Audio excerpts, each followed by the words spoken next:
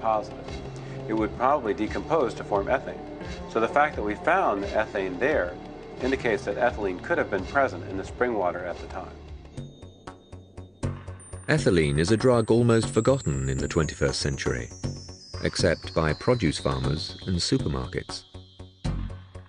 Well, that's why they can pick green bananas, but just before they ship them to stores, they gas them with ethylene, and they ripen literally on the shelf.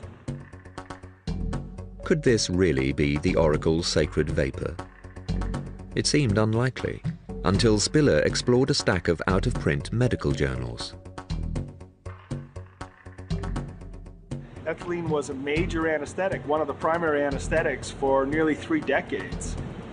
There's great information on it starting in the 20s right up to the 60s. This was a powerful anesthetic. It's about 2.8 times as potent as nitrous oxide.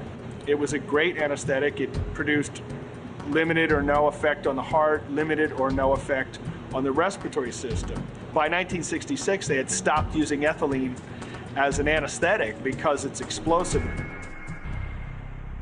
Using test subjects in early medical texts, Spiller found several shared symptoms between the patients and the Pythia. We put them in essentially very light stage 1 anesthesia, and they describe things like lightheadedness, a mild sort of euphoric feeling, unsteady on their feet when they stood up. They were obviously ataxic, stumbling like. They were very free, very uninhibited, but still quite cognizant, still quite capable of answering clearly and talking clearly so that you would get back from them clear questions. They were just quite happy. In its second stage, ethylene can bring on the frenzy described by ancient writers. Essentially, stage 2 is deeper. That's called the excitability stage. You can have a combative phase, a confused phase. You're not fully cognizant of your surroundings, where literally there is flailing of the arms and legs. It can be very active. It can be very dangerous. You can throw punches.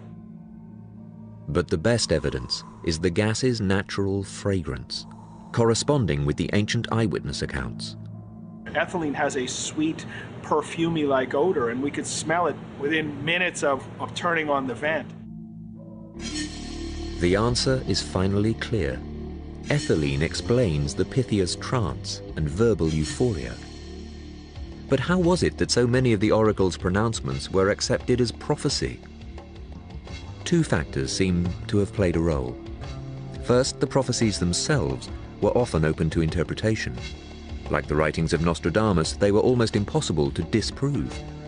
Another factor may also have influenced the accuracy of the oracle's advice: Delphi itself. All these people came continuously from all over Greece to ask questions, and of course they brought answers. They told the priests what was happening in their city, in their town, in their village, in their land. And so these priests had a sort of an intelligence accumulation potential. These priests here at this temple complex were sort of like the CIA and FBI rolled into one. The oracle's prophecies, a mixture of informed advice and ambiguous predictions, satisfied people in much the same way as today's astrological horoscopes. But the crowds consulting the oracle began to dwindle. Though it was long believed that the rise in Christianity was solely responsible for its decline, new evidence suggests it was a natural disaster that robbed the oracle of its power. And unlike so many of the oracle's ambiguous prophecies, this is one disaster that really could have been foretold. For thousands of years, the Oracle of Delphi was the unrivaled center of power in the ancient world. But suddenly, around the year 360 BC, the oracle fell mysteriously silent.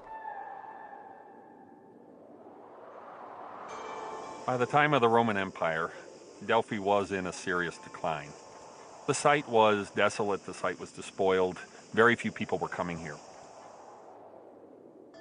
If the real inspiration for the prophecies was the psychoactive gas ethylene, what could have happened to stop its flow?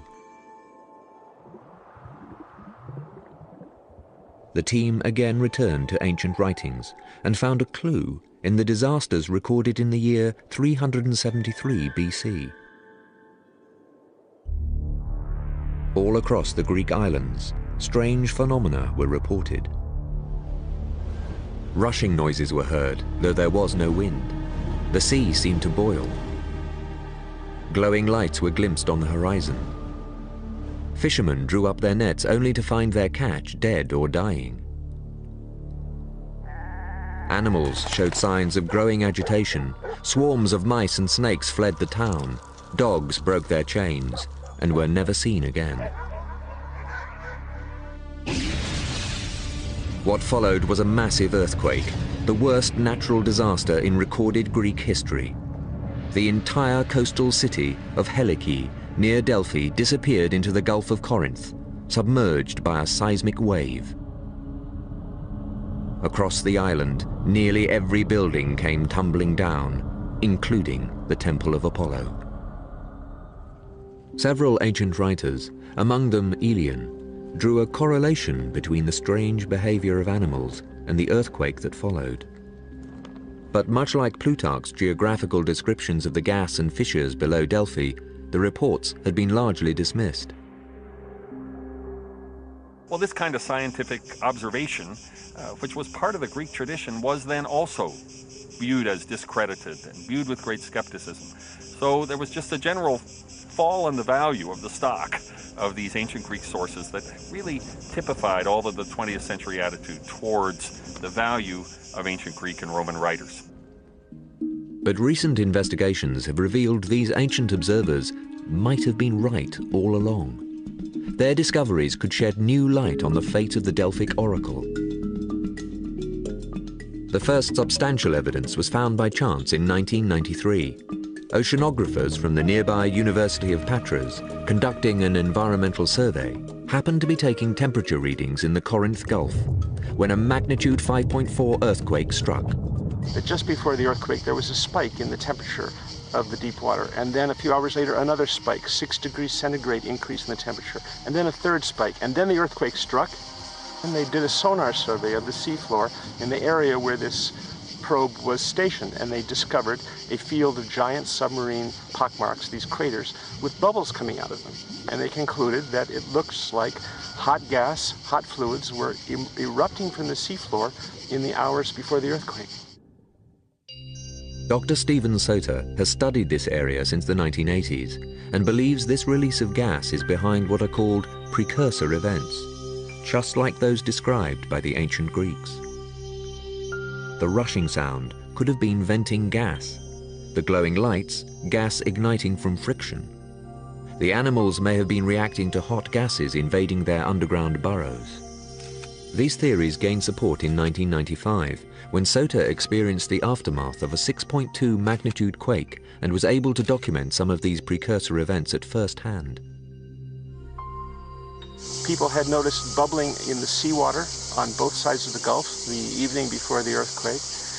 There were hissing noises, rushing noises like wind that a few people who were awake at 3 in the morning before the earthquake had noticed. There were lights in the sky, and there were unusual animal behavior. Most of the stories, in fact, involved that sort of thing. One eyewitness account closely paralleled those recorded by ancient writers. One man, for example, was driving along the old national road from the village of Rizomilos toward the Salamis River on the night before the earthquake, and he reported that every few meters on the road was a dead mouse run over by vehicles. There were dozens of them, and they were all heading in the same direction. They were crossing the road toward the mountains. So something was driving these ground-dwelling animals out of their burrows and to head for the high ground. I asked him if he knew what had happened here 24 centuries ago, what the ancient Roman writer Aelian had reported, that the same thing had happened, that the mice had abandoned this area and headed for the hills. He didn't know about this story. He was amazed to hear it. If earthquakes are preceded by an immeasurable release of gas, it will do more than just vindicate the ancient writers. This may provide a key for earthquake prediction. According to this theory, sometimes gas will reach the surface without triggering an earthquake, and other times gas at great depth could trigger an earthquake without reaching the surface. So there would not be a perfect one-to-one correlation between these phenomena and an earthquake, but there will be a partial correlation. And a partial correlation is better than none at all. It might be a means of giving some useful warning of earthquakes. It's somewhat like warnings of tornadoes. The prediction is not that a tornado will happen, it's that the conditions are right for a tornado and that it could happen. One final question remains. With the major gas fluctuations confirmed during even minor quakes, what happened to the ethylene flowing under Delphi during the massive quake of 373 BC? A channel for gas emission through a crack or fissure in the earth can be flowing for centuries, and an earthquake can then close it, block it, suddenly shut it off forever. It could be very abrupt. Plutarch tells us that in his day the oracle had declined. He believes that the great earthquake of 373 BC had sealed up the vents that carried the pneuma, the gas, to the surface, and that it was now just diminished or being emitted somewhere else. So perhaps it wasn't the rise of Christianity that destroyed the Oracle at Delphi, but the seismic forces that actually gave birth to it.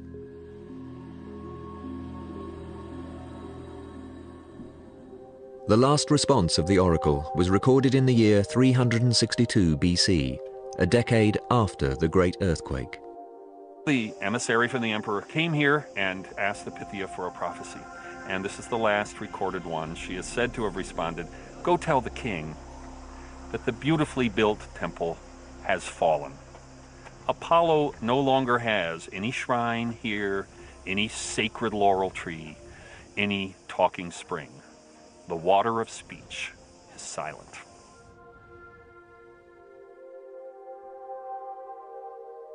Although the Pythia, intoxicated by ethylene vapors, would no longer prophesy, Delphi continued to attract visitors.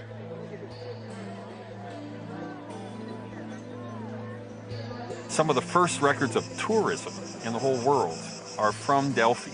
People were coming here not to consult the oracle, but just to see the sights. And professional guides would show them around and point out this and that temple or shrine or statue and give them the story. They would hike up on a sort of a touristic route to the Corichian cavern and see things there and come back down and then sit on the steps of the temple, again, not to worship or be reverent, but to have comfortable philosophical talks with friends. So it became a sort of a theme park with that ancient tradition still very important, but nonetheless overshadowed by its new role as a tourist destination. Today, with the aid of archaeology, Apollo continues to serve as Delphi's benefactor, drawing modern pilgrims by the thousands. Like the ancient travelers before them, they will hear the ancient tales of underground fissures and mysterious gases, inspiring visions and predicting earthquakes. What began as a chance encounter between two scientific minds grew to encompass explorations into geology, archaeology, chemistry, and toxicology. After 2 centuries, science has answered the mysteries of the Oracle at Delphi. The most important thing, I think, of what we did is that we showed that an interdisciplinary approach can actually provide some surprises. What was known as a sort of dogma for as much as almost 50 years in the archaeological world, now we could prove that